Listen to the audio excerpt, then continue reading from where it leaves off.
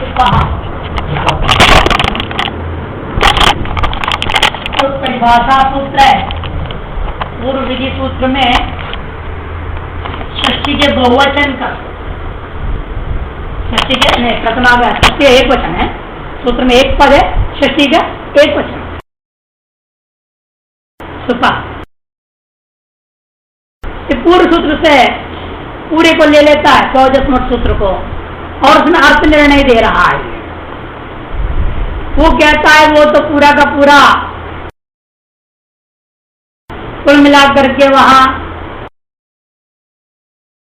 21 जो शब्द है, 21 शब्द कहूंगा ना पहले, 21 शब्द सु एक शब्द है, औ एक शब्द है, जस एक शब्द है, उनको विभाग करेगा, तीन तीन में विभक्त कर देगा। इनकी एक वचन द्विवचन संज्ञा करने वाले सूत्र को भी यहां नहीं लाया। इससे पहले अष्टाध्यायी में दो सूत्र है, सिंह त्रीणि त्रीणि, सिंह त्रीणि त्रीणि प्रथम मध्यमोत्तमा एक सूत्र है। वहां से इन्होंने तीन को ले आया और वहीं एक दूसरा तान एक वचन द्विवचन बहुवचन एकशः, तान एक वचन द्विवचन बहु वचनान्येकशः, ये सूत्र है। इससे पहले के दो सूत्र 1-4 101, 1-4 102,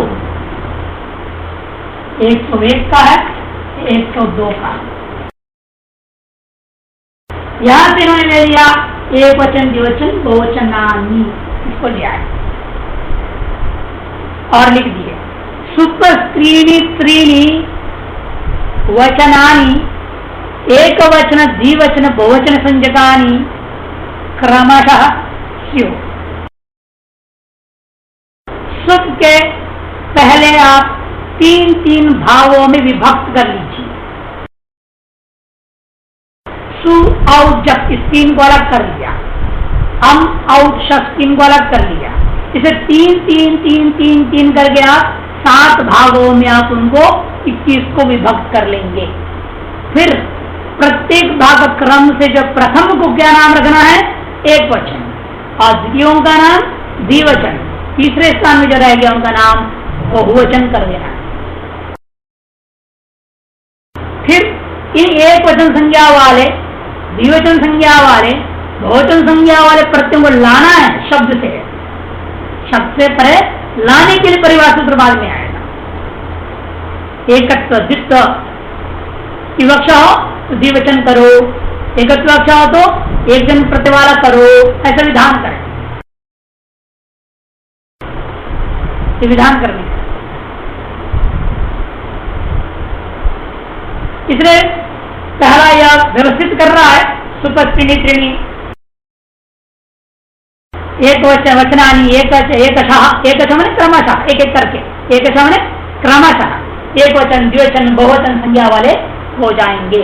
इसे सु एक वचन हो गया, औ द्विवचन हो गया, जस बहुवचन हो गया, अम एक वचन है, औठ द्विवचन है, शस बहुवचन। और इनकी प्रथमा द्वितीय तृतीय जो नाम दिया जा रहा है वो भी परंपरा से आया हुआ है। पाणिनि के कले से भी नाम दिया जा रहा था, उसी नाम को इन्होंने भी चलाया। इनके नामकरण करने वाला कोई सूत्र नहीं है, संज्ञा सूत्र नहीं है, प्रथमा संज्ञा द्वितीय संज्ञा करने वाला कोई सूत्र नहीं है,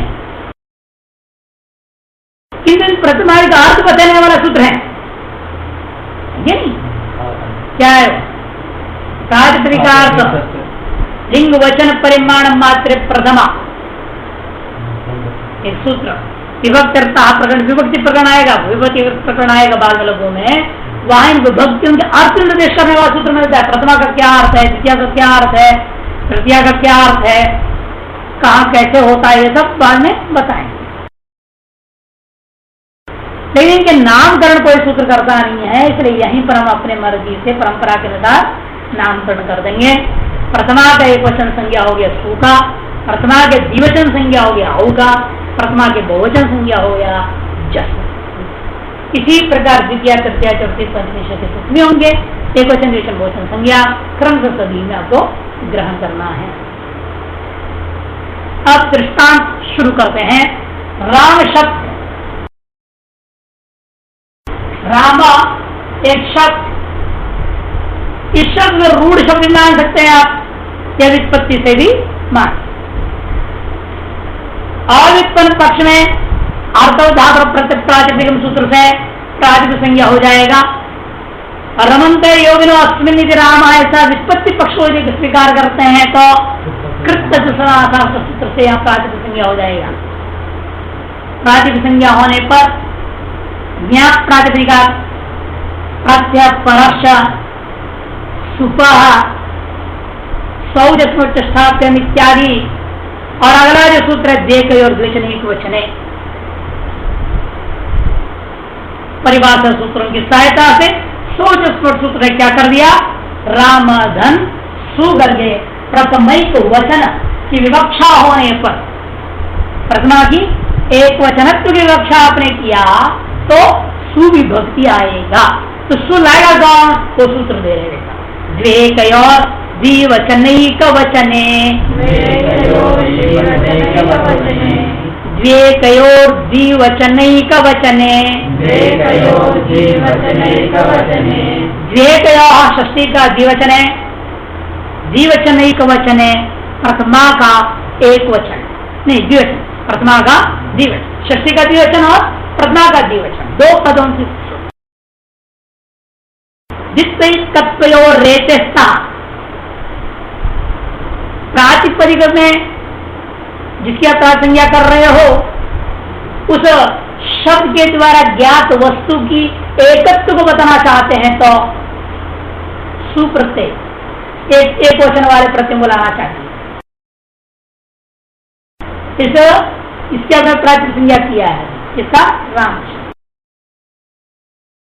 जिस शब्द की आप प्रातिपदिक संज्ञा कर रहे हैं उस शब्द के द्वारा बोध की जो वस्तु है, कोई व्यक्ति यहाँ पर राम नाम के एक आदमी है, उसमें रहने वाला एकत्व की जब विवक्षा करते हैं तो एक वचन संज्ञा वाला प्रत्यय को लाना एक ऐसा। और यदि राम करे हैं दशरथ राम और एक परशुराम भी करे, दो राम हो गए ना, अभी दशरथ राम परशुराम दो राम। अब उस दो राम में राम शब्द की तरफ बोध्य, उन दो रामों में भी रहने वाला द्वित्वरूपी वस्तु को बोध कराना चाहते हैं तो द्विवचन संज्ञा वाला प्रत्यय को लाना है। और इतने में बलराम जी आके खड़े हुए बगल में, तीन राम हो गए। दशरथ राम थे, परशुराम भी आ गए और अब बलराम घुस गए बगल में, तीन राम। तो राम का तृप्त रूपी बहुत को बोध कराना आप चाहते तो अगला सूत्र आएगा कि बहुवचन बहुषु बहुवचन, बहुषु बहुवचन सूत्र आगे आएगा। वो सूत्र कहेगा बहुवचन संज्ञा प्रत्ययों को लाना। ये प्रत्ययों को लाने में मदद करता है। और प्रत्यय होता है किससे, सौजस्व। इसलिए भी क्या है, इसे मदद करने वाला होने से भी परिभाषा कुछ नहीं कर पाएंगे हम, तो वो व्यवस्था दे रहा है। पहले उसने क्या करे, तीन तीन विभाग व्यवस्था दे दिया। अब उस तीन तीन को भी एक प्रत्यय को अलग अलग कर दिया, एक वचन संज्ञा सारे उसने कर दी। और उनमें से एक वचन कौन लाए, कैसे लाए, उसकी व्यवस्था ये दे रहा है। ये सब अव्यवस्था में सुव्यवस्था के संपादक सूत्र होने से ये परिभाषा सुखादि द्विवचने द्विवचने वचने बहुषु बहुवचन, ये सब परिभाषा विधि सूत्र एक ही है, सौजस्वोच्च स्थापना। द्वितीय का प्रयोग का अर्थ है द्वित्व की विवक्षा होने पर, एकत्व की विवक्षा होने पर एक वचन वाला संज्ञा वाला अथवा द्विवचन संज्ञा वाला प्रत्यय को लाना चाहिए। अब एक जन संज्ञा वो कर रहा है ऊपर वाला, अब वहां है प्रत्यय तो उधर है, ये प्रत्यय तो ला नहीं रहा, प्रत्यय थोड़ी ला रहा है। ये दिख रहे एक संज्ञा वाले को ला, और एक संज्ञा वाला कौन है, ये तो अभी प्रश्न चिन्ह रह गए यहाँ पर, पूरी नहीं हुई। अब वो कहेगा सु, औजस, तुम पकड़ में आ जाओ, वो सु है। जिन दो सूत्रों ने प्रथमादि विभाग किया है, एक जनादि संज्ञाओं को लाने के लिए कह रहा है, उसको पूर्ति कौन करेगा? सोजस मोटी करेगा। उसके बिना सु तो आने सुपह देकर बेचने बचने सूत्र से सु को आएगा, तो सोजस मुक्त सूत्र की जरूरत है। इसलिए वो अंतिम में उसको लेना है। या प्रतिपदिका प्रत्यय सूत्र त्रयम् अधिकृत्य सुपः द्वेतयोर्द्विचनोचिन्ति परिवासद्वय सहकारेण च सोजस्मोक्षस्ताभ्यम् इत्यादि सूत्रेण प्रथमैक वचन विवक्षायाम् सुप्राप्ते आगते रामधन सु इत्यवस्थायाम्, रामधन इत्यवस्था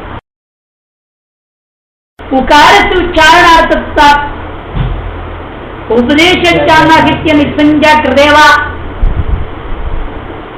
तत्सर्वजन लोपे च कृदे सभी रामधन स इत्यवस्था संपूर्णस्य सुप्तिमन्तम पदमिदन पद संज्ञायां कृदे सभी स सजुषोः इत्यनेन सूत्रेण सस्य पदान्तस्य सस्य ऋत्वे कृते तत्रापि उत्वासे अनुबन्धलोपे वा उच्चारणार्थता निवृत्ते सति रामधन रामधन आया, क्योंकि यहाँ प्रत्यय प्रातिपदिका ने क्या कहता? प्रातिपदिक से पर में हो स्वादि प्रत्यय, इसने कह दिया। अब स्वादि किसको लाना शंका थी, अभी दो सूत्राक्रम में बता दिए। बैंक विभाग कर दिया 21 को 7-7-7 में या 3-3 करके 7 भाग में, और फिर पहला को एक वचन द्विवचन बहुवचन संगीत में करके दे दिया। और अगला सूत्र कह दिया यदि आप एक विवक्षा हो तो एक वचन को लाना, द्वितीय विवक्षा हो तो द्विवचन विभक्ति को लाना। अब हमने क्या किया? राम शब्द को पकड़ा, उससे वित्पत्ति पक्ष में कृत समासार्थक सूत्र से और अवित्पत्ति पक्ष में अर्थोदातक प्रत्यय प्रातिपदिक सूत्र से क्या किया? प्रातिपदिक संज्ञा कर दी, जिसमें इसकी प्रासंज्ञा हुई है। इसलिए अब या प्रातिपदिका प्रातिपदिक में आ गया प्रत्यय परश्च इन 3 अधिकार सूत्रों की सहायता से और सुपः द्वेतयोर्द्विवचने वचने इन 2 परिभाषा सूत्रों की सहायता से हमने राम शब्द प्रातिपदिक संज्ञा वाला राम शब्द से प्रथमा का एक वचन की विवक्षा करने के कारण शौचस्मोक्षस्ताभ्यम् सूत्र के द्वारा सुप्रत्यय आया, तो रामधन सु स्थिति हो गई। ऐसी स्थिति में उकार को उच्चारणार्थ मानोगे तो स्वतः निवृत्त हो जाएगा आने के बाद, और उच्चारणार्थ नहीं मानते हैं तो उस उकार को उपदेश करना की संज्ञा करके तस्लोपत है लोप कर देना, तो बचेगा क्या? रामधन सा। यानी उकार को 2 तरीका है हटाने का, या तो उच्चारणार्थ मान लीजिए, उच्चारणार्थ तो सौजस को सूत्र सौजस नहीं तो सद सौ उच्चारण करने में दिक्कत होता था, इसलिए वो लिया गया है मान के चलते हैं, तो क्या होगा? वो अपने आप चला जाए। जैसे क्वेश्चन लाया स लिखेंगे वो चला जाए, नहीं तो दूसरे तरीका घटाने का क्या? उकार है अच्छा अनुनासिक अच्छा मानो और उपदेश की संज्ञा कर दो, संज्ञा करो क्या होगा? तत्लोपत है लोप हो जाएगा, तो बचेगा क्या? रामधन सा। इस अवस्था में सुपन है, सुपंत हो गया, सुबंत होने से सुप्त के नाम ने पसंज्ञा कर दी। जब पसंज्ञा कर दिया तो पदार्थ में सकार दिखाई दे रहा है, तो सफल शुरू सूत्र से क्या होगा? रू हो गया। रू में भी वही प्रक्रिया, उकार को उच्चारण मानोगे तो स्वतः निवृत्त हो जाएगा, उच्चारण नहीं मानते हो तो उपदेश जाएगी, इससे क्या होगा? संज्ञा होगा, इस होने के बाद तस्लोपत उसका लोप हो गया, बच गया रामधन रा। ठीक, इस अवस्था में सूत्र पहले लगाएंगे विरामो अवसानम, विरामो अवसान, विराम प्रथमा एक वचन, अवसानम प्रथमा एक वचन, विरामोवसानम विराम और अवसान। विराम करने का मतलब होता है विश्राम करना। दुनिया में बार नहीं होते ना, यहाँ भी वर्णों को उच्चारण विश्राम हो रहा है। इसके आगे कुछ है ही वर्ण उच्चारण करने, र से आगे कुछ उच्चारण करने के लिए रहा नहीं, इसलिए क्या हो गया, आगे कोई वर्ण कर्तृक सत्ता नहीं रही। यह र रूपी वर्ण कर्तृक सत्ता है, आ रूपी वर्ण कर्तृक सत्ता है, म रूपी वर्ण कर्तृक सत्ता है, अ रूपी वर्ण कर्तृक सत्ता है, र रूपी वर्ण कर्तृक सत्ता है। उसके आगे कोई वर्ण कर्तृक सत्ता नहीं है, तो वर्ण कर्तृक सत्ता भाव का नाम ही विराम है। वर्ण कर्तृक सत्ता भावो विराम। वर्ण कर्तृक सत्ता भावो विराम। तो विराम संज्ञा किसका नाम पड़ा, जहां आगे कोई वर्ण न रह जाए उसका नाम विराम। विराम शब्द का अर्थ हुआ। उसकी व्याकरण में क्या संज्ञा हो रही है, जैसा विराम हो तो उसका नाम रख दिया अवसानम। अवसान होता है अंत हो जाना, वर्णोच्चारण का अंत हो गया, इसके बाद और वर्णोच्चारण करना नहीं है। इसे वर्णोच्चारण का अंत जिसमें हो रहा है उसका नाम अवसान। र का नाम अवसान है, अथवा र के सामने जो वर्णाभाव है उसका नाम अवसान। दोनों तरीके से अवसान संज्ञा होती है। वर्ण कर्तृक सत्ताभाव का नाम अवसान है, अथवा विरम्यते अस्मिन् विराम वर्णोच्चारणांत, वर्णोच्चारणांतत्व का नाम भी अवसान। वर्णोच्चारणांतत्व यहां पर पहला यत ले रहे हैं अपना कौन, लघु वाले, वर्णानाम अभाव अवसान संज्ञा। वर्णानाम अभाव, वर्णों का यहाँ जो अभाव है ना, इस अभाव का नाम अवसान है। उस अवसान के परे रहते हुए रेख को क्या हो जाएगा, विसर्ग हो जाता है। खरवसान योर विसर्जन्य, इसलिए लिख रहे आगे पुस्तक में क्या लेगा, ऋत्व विसर्गो। ऋत्व कर लिया, फिर उस ऋत्व करने के बाद इस सूत्र से अवसान संज्ञा कर दिए, अवसान संज्ञा करने के बाद उसका विसर्ग हो गया।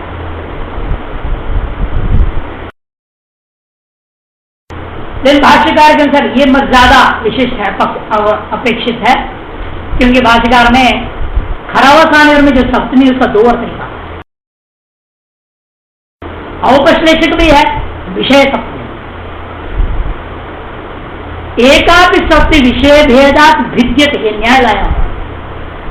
एकापि सप्तमी विषय भेदात देखने में खर और अवसान दोनों शब्दों से एक विभक्ति आई हुई है, और खरवसान यो बनाया आपने। ये एक सप्तमी होने के बावजूद एक ही सप्तमी विभक्ति है, यहाँ पर अलग अलग दो सप्तमी विभक्ति नहीं लाया गया है। खरी अवसान एक, ऐसा ही बोल रहे हैं। खरावसान एक पद बनाया, एक सप्तमी विभक्ति लाई गई है, फिर भी इनका विषय भेद को देखता हुआ इस सप्तमी का दो अर्थ मानेंगे बोला या पर अर्थ लिया, औपश्लेषक या विषय अर्थ।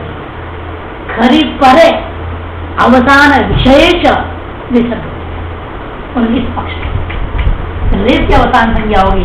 अवसान के विषय में भी अवसान में रहने वर्ण को विसर्ग कर दो। इसीलिए दोनों ठीक है, गलत नहीं है अपने अपने जगह पर। या वर्णानाम अभाव करके भाव के इन्होंने अवसान संज्ञा कर दिया, अतः विसर्ग को क्या हुआ, खरवसान विसर्जनीय से विसर्ग हो जाएगा। रूप बना राम, एक रूप हो गया। ये पहला में पहला नियम एकापि सप्तमी विषय भेदात भिद्यते। एकापि सप्तमी विषय भेदात भिद्यते।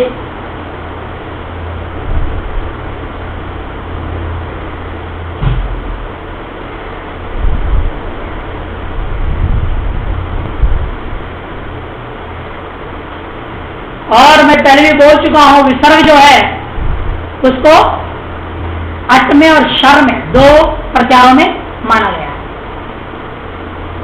केवल विसर्ग को नहीं, समस्त अयोगवाहों को।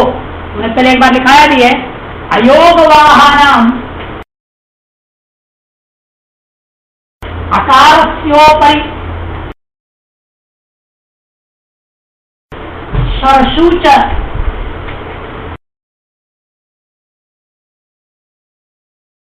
अयोगवाह जो वर्ण होते हैं, मैंने आपको बताया अयोगवाह कितने प्रकार के हैं? 6 प्रकार के वर्ण हैं अयोगवाह, 6 हैं। उनमें से विसर्ग भी है, विसर्ग है, अनुस्वार है, यम है, दुष्पृष्ठ है ना, ये सब क्या है? अयोगवाह। उन अयोगवाहों को 2 जगह माना गया। आ ई गुण है ना, अ ई गुण, इस अ के बाद ई से पहले माना गया, अ के बाद ई से पहले, ताकि इन प्रत्ययों में विसर्ग ना आ जाए। नहीं तो क्या होगा, अपनी बहुवचन में आशीषु या बनाया जाए, विसर्ग का व्यवधान होने पर मूर्धनि शिकाग्रे का स्पेशल सूत्र बना दिया, नुम विसर्जनीय शर्ववाद। यदि पाणिनि जी ये मानते कि विसर्ग को ई के बाद मानते, अयोगवाह को ई के बाद मानते, तो विसर्ग क्या होता है? इन में आता, ये नहीं आता। इन में आता तो इन से पर में सजा रहे प्रत्यय का, मूर्धनि शिकार हो जाएगा ना। फिर उस सूत्र में विसर्ग का व्यवधान होने पर भी तुम मूर्धनि शिकार करो, ये कहने क्या जरूरत? नुम विसर्जनीय शर व्यवाहित ऐसे कहो, ये कहने की जरूरत है। वो ज्ञापन करता है इनमें विसर्ग ना आवे, ऐसा आपको रखना पड़ेगा योगवान को। तो भाष्यकार ने क्या किया, इसलिए समझा दिया, साफ बोल दिया, अकार से ऊपरी न तो इकार से आदि ऊपरी, आकार के ऊपर में रखो, मैंने आकार के बाद में रखो, इससे पहले तकिल प्रत्यार में नहीं आएगा, आहारी प्रत्यार में आ जाएगा। और शर में आने से वो यर में भी है, खर में भी है। यर में है तो क्या हो गया, यहां पर अनचित लग गया, यानी अनचित लग करके राम राम, दो विसर्ग, राम राम। अनचित क्या बोलता है, अच्छा परो यरो द्वे वास्तः न तु अच्छ, है ना। यह से कौन है, म के अ, उस में यर रूप के अंतर्गत आ गया विसर्ग, क्योंकि जो शर में है वो यर में भी रहेगा। ये शर में कहाँ है, जो शर के अंदर आ जाए वो यर के अंदर भी तो रहेगा, यह सर के बीच में आ गया हो, है नहीं। इसे यर में होने के नाते उसको क्या होगा, द्वित हो गया, क्योंकि पर में कोई अक्षर नहीं आते, इसका भी द्वित हो। इसलिए तो वेद में प्रिंट होता है ना, वेद में सिर्फ प्रिंट करते। कई बार लोगों ने पूछा मेरे को ना, वेद में क्यों 2 बार विसर्ग दिखा दिया है, चिन्ह दे देते हैं, तो हमने इसलिए समझा दिया, भाई आप लॉकलाइन खाने कल कोई पूछेगा तो अगर हाँ करोगे, मैं बता दिया। जितना मैं जानता हूँ पूरा देने की कोशिश करता हूँ, और तुम बचा के रख लो ना रख लो, तेरी मर्जी है। तो ये अवसान संज्ञा में 3 प्रकार, 2 मैं बता ही दिया था ना, उसकी व्युत्पत्ति को समझो। विरम्यते अनेन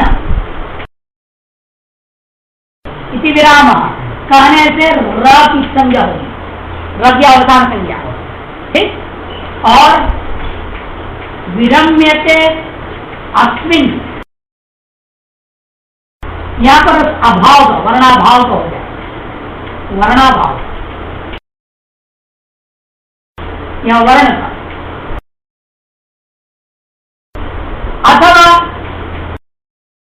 विरमणम इति विराम, यहां वर्णोच्चारण हमने लिखा था ना आपको, वर्णोच्चारण का अंत होगा, वर्णोच्चारण रूपी क्रिया का भाव, वर्णोच्चारण और क्रिया भाव का अवसान संज्ञा। आपके लघु सिद्धांत पर वर्णानाम भाव पर ये ले लिया है, भाष्यकार इस पर जोर देते हैं, अन्य टीकाकार इसको भी बताएंगे। लघु के अनुसार नंबर 1 है, ये भाष्य मत है मुख्य और अन्यों का मत है। तो अवसान संज्ञा होकर के विसर्ग हो गया और विसर्ग को द्वित्व भी हो जाता है। तो संस्कृत में कहां तक आ गए थे भाई हम लोग? अवसान संज्ञा तक, विराम अवसान तक आ गए थे। इससे पहले रोक दिए राम पूरे। हाँ हाँ ठीक, रामर हो गया था, सासु रू कर दिए थे पसंज्ञा करके।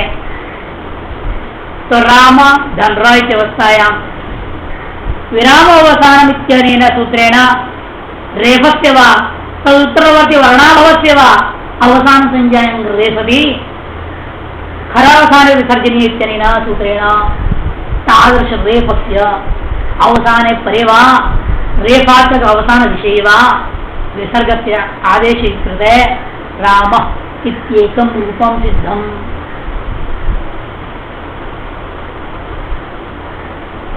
अयोगवाहनम् अकारस्य विसर्षु चेति वाच्यमिति भाष्यकारेण अयून सूत्रे उक्तत्वात् यह शर्षु भवति तच्च यर्षु अपि भवत्येव। यतः तस्मात् अनचितेत्यनेन सूत्रेण यरान्तरवर्ती विसर्गस्य यर्त्व दृष्ट्या राम शब्दस्य मकारोत्तरवर्ती अकारस्य अच्त्वात् तदुपरि यरात्मक विसर्गस्य द्वित्वादेशे रामः इति द्वितीयं रूपम् अपि। हिंदी में भी बात जाके बढ़ रहे। तो विराम अवसान सूत्र के विभिन्न अर्थों के अनुसार रेफ को यदि विसर्ग करेंगे या रेफोत्तरवर्ती वर्णाभाव के अवसान संज्ञा करें, दोनों ही पक्षों में खरावसान विसर्जन सूत्र से कुछ वर्णाभाव भी अवसान के पर में रहते हुए रेफ के अवसान विसर्ग आदेश किया जाता है, अथवा रेफ को भी अवसान संज्ञा करते हैं तो रेफात्मक अवसान के स्थान पर विसर्ग आदेश किए करने के बाद स्थिति क्या होती है? राम, यह पहला रूप हो जाता है। फिर अयोगवा वर्णंगो अर्थ में आकार से ऊपर में ई से पूर्व में ग्रहण किया है और शर प्रत्यार में भी ग्रहण करना चाहिए, ऐसे भाष्यकार ने अयूण सूत्र में कहे हैं। तदनुसार विसर्ग शर में होने के कारण से यर में भी है, अतएव अनचित सूत्र के द्वारा राम के मकारोत्तरवर्ती विसर्ग यर होने के नाते अच से पर में यर मिला और उस यर रूपी विसर्ग से परे अन्य कोई अच न होने के कारण उस यर को द्वित्व आदेश कर दिया गया विकल्प से। तो विसर्ग का द्वित्व होने पर राम दूसरा रूप भी सिद्ध हो जाता है। तो राम राम प्रथमा के एक वचन का रूप सिद्ध हो। अब दो राम शब्द है, राम राम दो शब्द है, दो राम को बताने के लिए क्या कहना पड़ेगा? आपको राम शब्द दो बार बोलना पड़ेगा। राम राम दोनों आओ, दोनों राम को बुलाए तो दो बार बोलना पड़ेगा। दशरथ राम है, परशुराम दोनों आओ। अब ये गौरव का भाषा में इतना ज्यादा बोलना पड़े तो कहते कम से कम अक्षर में अधिक से अधिक अर्थ बोध कराव है, इसके लिए प्रयास करनी चाहिए। इसलिए व्याकरणकारों ने कहा मान लो 10 राम है, 10 राम को बोले 10 राम का भी नाम बोलते रहेंगे क्या? तो इसलिए क्या रामा आगच्छन्तु सीधा कहेंगे। इसलिए कहते कि देखो ऐसे में क्या करना पड़ेगा, इससे तो विभक्ति आएगा नहीं।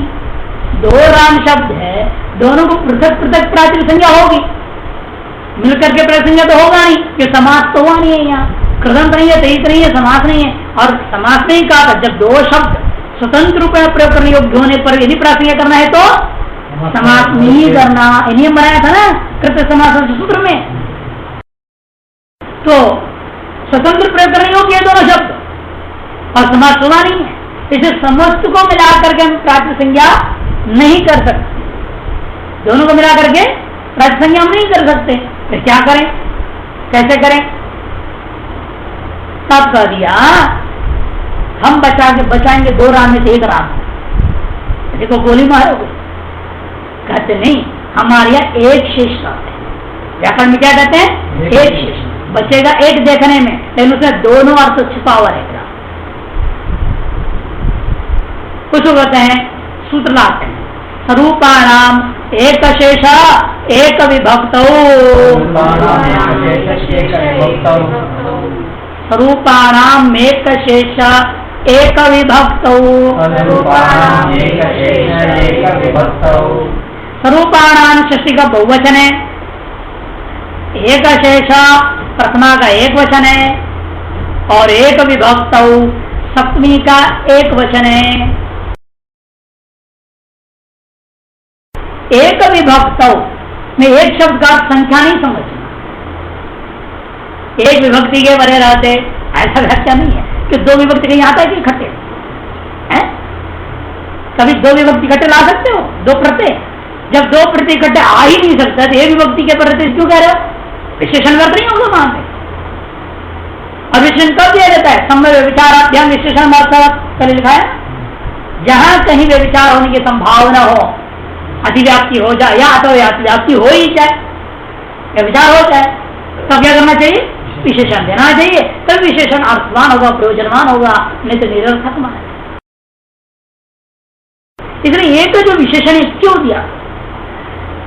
फिर एक का अर्थ ही बदल देना पड़ेगा। एक का अर्थ है यावत विभक्त, मैंने मान लो इस राम शब्द रूप में चलाता हूं और इस राम शब्द रूप चलाता हूं, दोनों में कहीं भी 21 प्रत्यय है ना, 21 में कहीं कोई अंतर नहीं आना चाहिए, तब हम एक शेष कर सकते हैं। हम एक शेष कर सकते हैं। यदि मान लें इस राम शब्द का पंचमी में कहीं बदल जाता विभक्ति, जैसे दृष्टांत मातृ शब्द है ना, इसका अर्थ है मां।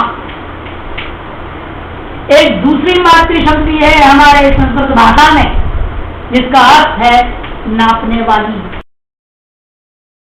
दूध के वाली को नापने वाली, वो भी मातृ शब्द। इसका रूप बनता है माता, मातरौ, मातरः। ठीक, इसका रूप पहला में जो बराबर है माता,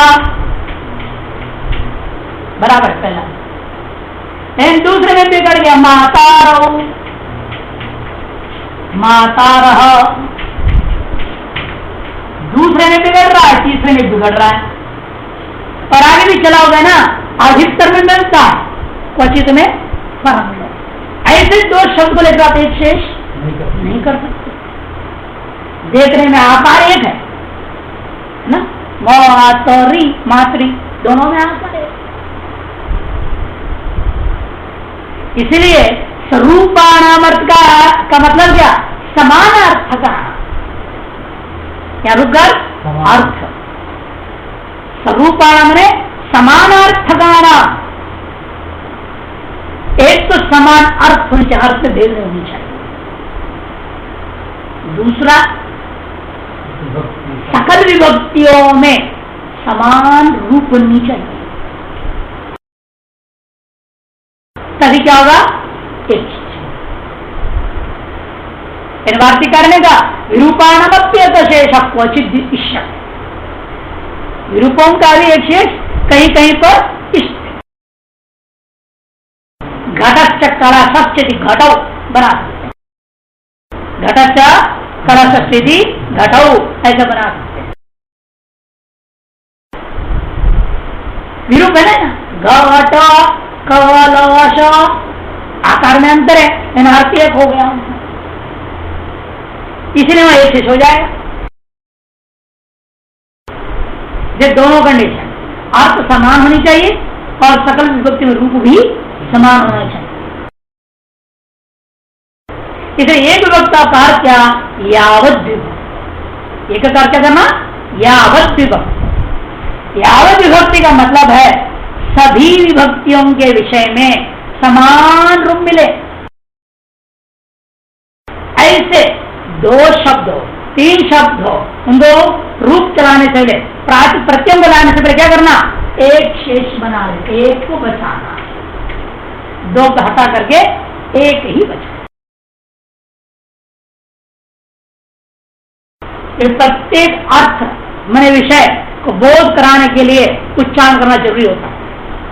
आधा वाला उच्चारण करने के छोड़ देंगे, आप मान कुछ हो जाए जोड़ देंगे और सारा काम उल्टा पुल्टा हो जाएगा, नहीं हो जाएगा। कई बार देखते हैं हवा आ रहा है, दरवाजा तो आधा खुला तो उसको पूरा खोल दिया, क्या फायदा। अरे भैया हवा आ रही है, बंद करने दरवाजा बोला है कि खोले के लिए बोला, और आपने पूरा बोला नहीं, मैं क्या करूं, मेरे को जो सुना मैं कर दिया, खोल दिया मैंने, कभी दोष नहीं। इसलिए प्रत्येक विषय को पूरी समझाना है तो उसके लिए आवश्यक जितना शब्द है उसको स्पष्ट बोल देना। फिर दो वस्तु को बताना है तो फिर 2 बार बोलना पड़ेगा, 3 वस्तु को बताना 3 बार बोलना पड़ जाएगा, और 2 राम बताने का 2 बार बोलो, 3 राम बताने 3 बार बोलो, 10 राम बताने 10 बार बोलना पड़ जाएगा, तो बहुत गौरव काम हो जाएगा। उसके लिए क्या क्या व्याकरण में लाघव करते हुए 2 बताने हैं तो ई वचन, एक शेष, तो आप प्रत्यय से पता लग जाएगा या 2 है छिपा हुआ। हमने एक शेष किया हुआ है, एक राम नहीं है 2 राम है, एक नहीं है 3 है, इसलिए क्या होगा, पर में जो प्रत्यय है वो हमको समझाएगा। इसलिए एक विभक्त यानी स्वरूपान्य व दृष्टानि तेषाम एक एव शिष्य यावत विभक्त सकल विभक्तियों में बराबर रूप हो, यानी स्वरूपान्य व दृष्टानि। जब मातृ शब्द में जिसका अंतर आ गया वैसे अंतर नहीं आना चाहिए कहीं भी, किसी भी विभक्ति में, किसी भी वचन में। सकल वचनों में, सकल विभक्तियों में समान रूप हो, ऐसे जो 2 शब्द हैं उन शब्दों के द्वित्व को बताने के लिए दोनों शब्द का प्रयोग करने की कोई जरूरत नहीं है, किंतु तेषाम एक एव शिष्य, उनमें से एक को बचा के रखना, उससे तद संख्या के अनुरूप प्रत्यय ले आना। अच्छा 2 राम शब्द जो था, 2 राम को मैं बताना चाहता हूं, बोध कराना चाहता हूं, तब मैं क्या करूंगा, उसको 2 बार बोलने के बजाय क्या करूंगा, 2 राम के जगह पर 1 राम शब्द रख लूंगा। पहले उस 1 राम शब्द की क्या करूंगा, व्युत्पत्ति पक्ष में कृत समासास्त्र से और व्युत्पत्ति पक्ष में अर्थ उदाहरण प्रतिपादित सूत्र से प्रातिपदिक संज्ञा करूंगा। प्रातिपदिक संज्ञा करने से यहाँ प्रातिपदिका प्रत्यय परश इन तीनों अधिकार सूत्रों की सहायता से सुपह और द्विवचनिक वचन इस परिभाषा 200 परिभाषा सूत्रों की सहायता से प्रथमा के प्रथमा भी बोलना जरूरी, क्योंकि तो नहीं बोलना, किस तरह से द्वितीया के, तृतीया के, पंचमी की, इसे वो भी स्पष्ट होना चाहिए। प्रथमा के द्वित्व की विवक्षा होने पर उस एक शेषभूता राम शब्द से अविभक्ति आता है। जब 2 के जगह पर 1 शेष हो गया, उसमें रहने वाली द्वित्व को समझाने के लिए, बोध कराने के लिए क्या करना है, प्रथमा के, यदि प्रथमा में हमको बताना चाहे द्वित्व को तो औ प्रत्यय राम धनौ ये स्थिति होती है, राम धनौ यह स्थिति होती है। अवृद्धि रेचि सूत्र आता है, और सूत्र वृद्धि रेचि पढ़ चुके हैं ना आपको पहले, वो सूत्र से वृद्धि प्राप्त, वृद्धि रेचि से वृद्धि हो सकता था, और है ना आवरणाद अच्छी ये एची परे पूर्व परयोर वृद्धि रेखा देशो अवर्ण से एज के पर में रहते हुए पूर्व और पर के समय क्या होता है? वृद्धि एकादश होता है। यहाँ पर इसलिए क्या होगा? वृद्धि एकादशी तो होना चाहिए था, तो वृद्धि को रोकने वाला एक सूत्र है, बांधने वाला नहीं, रोकने वाला। बांध देगा फिर आ नहीं जाएगा दोबारा। यदम तदबारितम में छुट्टी पड़ जाएगा सदा के लिए, फिर दोबारा इस रूप में आ नहीं पाएगा। इसलिए क्या कहेंगे हम? अवरुद्ध। तम अवरुद्ध भाषा होगी, बाधित तो नहीं बोलूंगा, अवरुद्ध बोला जगत संस्कृत, उसे रोक रहा है काम करने से। कौन? प्रथमयोः पूर्व सवर्ण, प्रथमयोः पूर्व सवर्ण,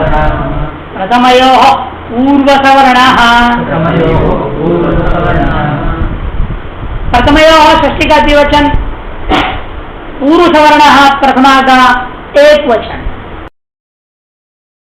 देखिए यहां पर ही विरूपार्थ का एक शेष कर दिया प्रथमयोः सूत्र में, समानार्थ नहीं है यहाँ। प्रथमाच द्वितीयाच इति प्रथमा धन ओष षष्ठी का द्विवचन प्रथमयोः बनाया सूत्र में, प्रथमयोः है। उसका अर्थ क्या है? प्रथमा और द्वितीया दोनों। इस एक प्रथमा शब्द जो बच गया है उसमें दोनों चीज छिपे हुए हैं। ये प्रथमा शेष है उसमें प्रथमा और द्वितीय दोनों छिपा हुआ है, कि प्रथमा का जो रूप चलाऊंगा, द्वितीय का जो रूप चलाऊंगा, दोनों स्त्रीलिंग वाले शब्द है। इनका सभी विभक्तियों में, सभी वचनों में समान आकार में रूप बनता है, कहीं फर्क नहीं है रूप में। अर्थ है फर्क, प्रथमा संज्ञा दूसरों की ओर है, द्वितीय संज्ञा किसी और का होता है। इसीलिए वहां वृत्ति का वार्तिका ने क्या कहा था? विरूपाणाम अपनी कुछ, स्वरूपाणाम ही नहीं, विरूपाणाम का भी एक शेष हो जाता है, इसलिए कहा। तो प्रथमयोः, तो प्रमयोः, प्रथमयोः ये प्रयोग। अखा प्रथमा द्वितीयोः अच्छी पूर्व सवर्ण दीर्घ एकादेश अक्ष से परे, अक्ष से परे प्रथमा या द्वितीय विभक्ति संबंधी अच्छो, तो पूर्व पर के स्थान में एक पूर्व सवर्ण दीर्घ आदेश होगा, पूर्व सवर्ण दीर्घ आदेश होगा। अक्ष से परे प्रथमा संबंधी अच्छो या द्वितीय संबंधी अच्छो, तो अक्ष और अच्छ दोनों की जगह पर एक पूर्व वर्ण में जो भी रहेगा अक्ष, उसके सवर्ण दीर्घ आदेश हो जाएगा। इसके हिसाब से क्या हो गया? राम धन औ, एक स्थिति थी ना, राम राम के बाद एक वही शेष हुआ राम बचा, तब जब चित्त को बताना अविभक्ति लाया, राम धन औ हो गया। इस स्थिति में अब और क्या है? अब औ क्या है? प्रथमा संबंधी अच्छ, नहीं आते दोनों के स्थान पर पूर्व संधि का आदेश होना प्राप्त हुआ। वृद्धि को रोक करके ये सूत्र कहता है मैं क्या करूंगा? पूर्व सवर्ण दीर्घ करूंगा। तब इसको बांधने के लिए दूसरा सूत्र है, जब ये बांध देगी है इसको तो वृद्धि रेखा वापस हो जाएगा। उसको रोक नहीं जा रहा है, जो रोक नहीं जा रहा तो उसको आपने हटा दी रास्ते से, और कौन रोकेगा? तो वृद्धि रेखा से काम कर जाएगा। कौन है रोकने वाला सूत्र? यदि प्राप्त नादिची, नादिची, न आप इची, न अपे है, आप पंचमी का एक वचन है और इची सप्तमी का एक वचन है। प्रथमयोः पूर्व सवर्ण सूत्र में भी कुछ लोग प्रथम का सप्तमी का द्विवचन लेते हैं, फिर अका पंचमी है, अपने आप सप्तमी क्या होगा? षष्ठी हो जाएगा, उभय निर्देश पंचम निर्देश बलियान हो जाएगा, पंचम निर्देश होने का अपना वो षष्ठी हो जाएगा। नादिची न आतिची, न पे है, आत पंचमी एक वचन, इची सप्तमी का एक वचन, आत इची पर है, न पूर्व समझ दीर्घ। इसे को भी संकोच कर दिया ना भी, अक में से इसने क्या दिया, अक में से ये कहता है अवर, आत में अवर, कितने बचे, चार, अर्थात प्रत्येक पूर्वर्ण सुवर्ण सूत्र इन 3-4 जगहों में काम करेगा, इसमें नहीं करेगा। अक में से इसको रोक रहा है, अवर्ण से पर में इच्छो तो क्या कहा था, पुरुष जो हो रहा था वह नहीं होगा। यहाँ पर अक में से अ निकाल लिया, अच में से यहाँ पर क्या कर दिया, इच्छ कर दिया, अर्थात अ के परिवर्तन भी हो जाएगा।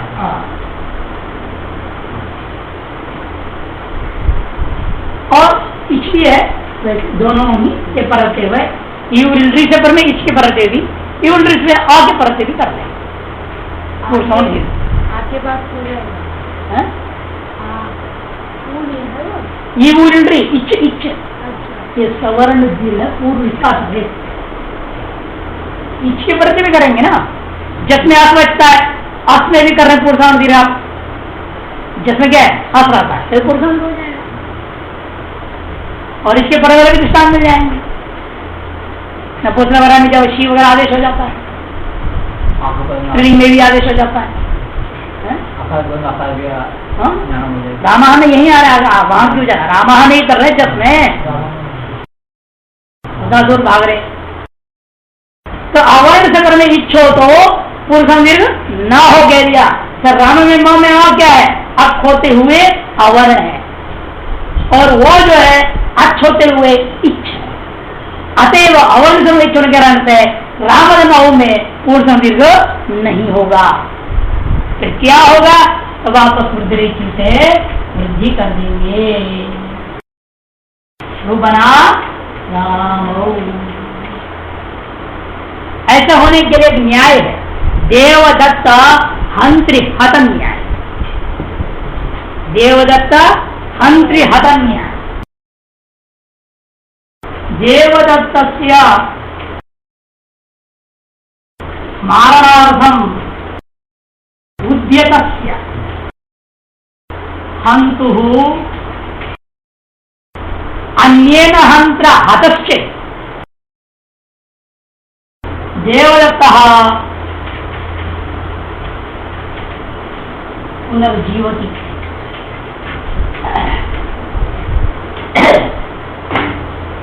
देवदत्तः जीवत्येव,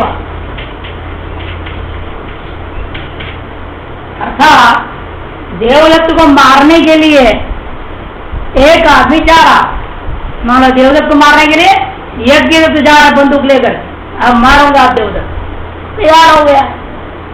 इतने में पीछे में विष्णुदत्त था, वो देखा ओहो ये तो आप यज्ञदत्त देवदत्त को मारने वाला है, तो विष्णुदत्त ने क्या कर दिया, उस यज्ञदत्त को मारा।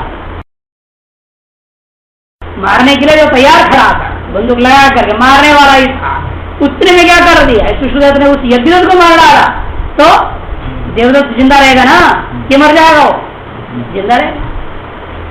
उसी प्रकार से वृद्धिरेची को मारने के लिए कौन आया था, प्रथम पूर्व, उसको कौन मार डाला, नादिची, अतः वृद्धिरेची वापस जिंदा हो गया, वो लौट गया, काम कर दिया। यानी वृद्धिरेची को बांधने के लिए चला कौन, प्रथम पुरुषम दीर्घ, प्रथम पुरुषम दीर्घ को भी बांध दिया नादिची ने, अतः वृद्धिरेची लौट गया। देवदत्त को मारने के लिए चला यज्ञदत्त को, जैसे विष्णुदत्त ने भी मार देता है तो देवदत्त जीवित रहता है, तद्वत वृद्धिरेची को बांधने के लिए चला हुआ पूर्व प्रत्येक पुरुषों को नादिची बांध देता है, अतः वृद्धिरेची काम करने से लौट गया और काम कर दिया, तो रूप बन गया रामो। और देव को मारने के बाद यज्ञ को हम मार देंगे तो देवदत्त का पुनर्जन्म हो जाएगा? नहीं। इसका दोनों अर्थ निकलता है हंत्री का। देवदत्त से मारणार्थम उद्यत अर्थ हो गया, देवदत्त मारितम भी अर्थ। देवदत्त को मार डाला जिसने, देवदत्त मर गया, उसके उसको मारने वाले को अपने फांसी दे दी, वो भी मर गया बेचारा, लेकिन देवदत्त जिंदा लौटेगा नहीं, वो भी न्याय अन्यत्र लगता है। दोनों तरफ संस्कार दिया गया है, अपने अपने जहां जैसा जरूरत है न्याय को वैसे घटा लिया जाता है। इसलिए ग्रंथ लिख रहे हैं वृद्धिरेची, देखो दो बार है ना, वृद्धिरेची रामौ, हो गया रामौ, राम रामौ, राम राम इत्यस्मात् शब्दद्वया स्वरूपा स्वरूपाणाम एक शिशेष भक्तौ इत्यनेन सूत्रेण एक शिशि कृते राम इत्यस्मात् शब्द व्युत्पत्ति पक्षे कृत समाधाश्च अव्युत्पत्ति पक्षे च आर्तधातुर प्रत्यप्रजनन सूत्रेण प्राप्त संज्ञायां हृदय सति ज्ञात प्रातिपदिक प्रत्यप्रति सूत्रत्रयम् अधिकृत्य द्वेतयोर द्विवचन सुपहाद्ययोर द्विवचन एकवचन की परिवार सूत्र द्वय सहकारेण च प्रथमायाः द्वित्व विवक्षायाम् औ प्रत्यय जाते रामदनौ इत्यवस्था, रामदनौ वृद्धिरेचित्यनेन सूत्रेण वृद्धि कार्ये कर्तव्ये तम् अवरुद्ध्य प्रथमयो पूर्व सवर्णः इत्यनेन सूत्रेण राम शब्दस्य मकारोत्तरवर्त्यकारस्य अक्त्वात् तत्परस्य औकारस्य प्रथमायाः अच्त्वात् तयोः स्थाने पूर्वसंधिरेकादेशे कार्ये कर्तव्ये नादिचित्यनेन सूत्रेण तं बाधितत्वात् पुनः वृद्धिरेचित्यस्य देवसहन्यतन्यायेन पुनरुन्मज्जनात् तेन वृद्धिरेचित्यनेन सूत्रेण रामदनवित्यनयोः मध्ये वृद्धिकार्ये कृते रामौ इति प्रथमायाः द्विवचनान्तं रूपं सिद्धं भवति। राम राम ऐसा दो शब्द का अर्थ बोध कराने के प्रसंग में स्वरूपाणाम एक शेष एक विभक्त सूत्र के द्वारा उन दोनों के स्थान पर एक शेष करने पर राम इस शब्द से अवित्पत्ति पक्ष में अर्थ धातु प्रत्यय सूत्र से और वित्पत्ति पक्ष में कृत्य समासाष्टय सूत्र से प्रातिसंज्ञा किए जाने पर न्याय प्रातिपदिका प्रत्यय परस्य सूत्र त्रय का अधिकार से और सुतः द्वेकयोर द्विवचनिक वचन दो परिभाषा सूत्रों की सहकार से सहकारिता से शौच स्मृत इत्यादि सूत्र के द्वारा प्रथमा की द्विवचन संज्ञा विशिष्ट अविभक्ति के करने पर रामदन औ यह स्थिति बनती है। उस स्थिति में वृद्धिरेति सूत्र के द्वारा सीधे ही वृद्धि करने की प्रसंग प्राप्त हुआ, तब प्रथम पूर्व दीर्घ सूत्र ने राम शब्द के मकार कर देकर अख होने के कारण और तब उत्तरवर्ती में पर में औकार अच्छे होने प्रथमा समझे अच्छे होने के कारण से दोनों के स्थान पर पूर्व दीर्घ आदेश करने के लिए जब प्रयास करता है तब नादिच सूत्र के द्वारा उसको बाध दिया जाता है कि राम के मकार उत्तर होते हुए आवरण है, उससे पर में विद्यमान औकार अच्छ होने पर भी इच्छ यह विशेष होने के नाते नादिच के द्वारा विशेष स्थल में प्रत्येक पुरुषों के प्राप्त पुरुषों का निषेध करने से बात कर देने पर देवदत्त न्याय से वृद्धि सूत्र पुनः लौट आता है और राम धनौ स्थल पर वृद्धि कर देता है तो राम धनौ पुनः स्थिति हो जाती है। अजरम अजरम परिणत जिस न्याय के अनुसार वर्ण सम्मेलन करने के पर रूप बनता है रामौ इस प्रकार प्रथमा के द्विवचन में रामौ रूप सिद्ध हो जाता है। बहुवचन करो, कल देखेंगे। ओम पूर्णमदः पूर्णमिदं